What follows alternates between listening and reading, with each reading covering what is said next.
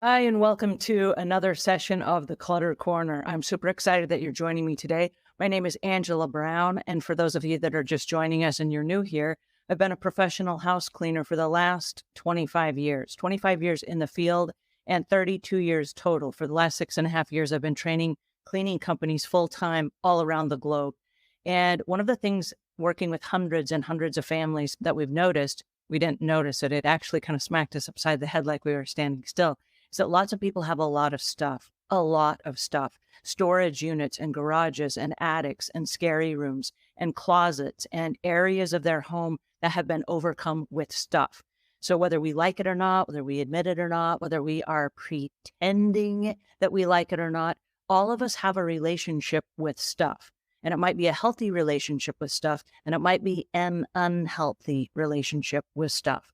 So today we're going to talk about something really fun, something near and dear to my heart. We're going to talk about, is this a bargain or a burden? And it is important that we are clear about which it is to us, because we're going to be spending a lot of time with stuff for the rest of our lives. Now, it would be really easy to say, I'm going to swear off all stuff. I'm going to go minimalistic. I'm going to get rid of everything. But that's not realistic. Okay. That's not real life. That's not being honest with ourselves.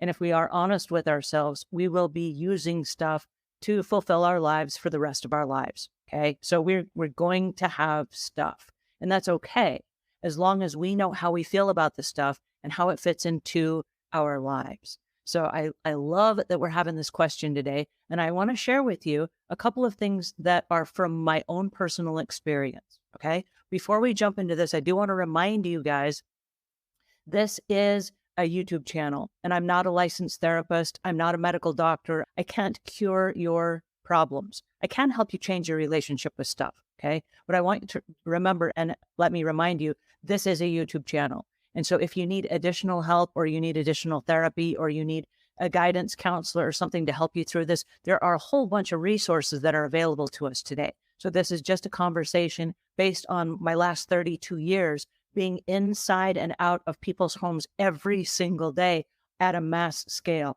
Okay. These are my personal observations. I want to go all the way back to when I was young. Now, my parents had 19 kids. And what's really peculiar about the situation that I grew up in is we were not big fans of a lot of stuff. We lived in a small house for a good part of the years that I was growing up. And our limitations was a milk case. Okay. This is a plastic milk crate. And this was introduced, the plastic milk crates they replaced the wooden milk crates back in 1960. Okay. I wasn't born until the 70s. But what's interesting about this particular milk crate, it is 13 inches this way and 13 inches this way, and it's 11 inches deep. Okay. It holds 4 gallons of milk. Now, my parents said everybody in the family gets their own milk crate. Whatever you can fit inside this milk crate, you can keep. And we're like, oh, that's so cool, right? Well, if you've got 19 kids, that's 19 milk crates. That's a lot of stuff. But the cool part about it is we had generic stuff for the family. Like, we had generic clothes. We would wash our clothes and hang them up on the line. If you need a t-shirt, you just go grab a t-shirt. If you need a pair of socks, you grab a pair of socks out of the sock bin. And that did not count towards our milk crate. The milk crate was for special things like a curling iron, or I don't know, maybe I have a special toy or something. But I don't remember growing up being connected to any items at all. I mean, we had stuff that we used in our house, but I didn't have any mad connection to stuff like, oh, that's mine. I didn't really have anything that was mine until I moved away. And then I was like, oh, wait a second. There's a whole world of stuff I can buy now. And when I moved away because I had a job. So my question for you is, it goes just beyond the having stuff together.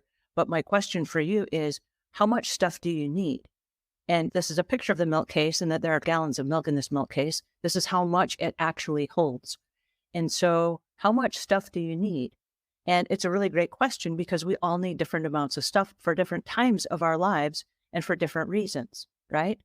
So this growing up was how much stuff I was able to keep, whatever would fit inside that container.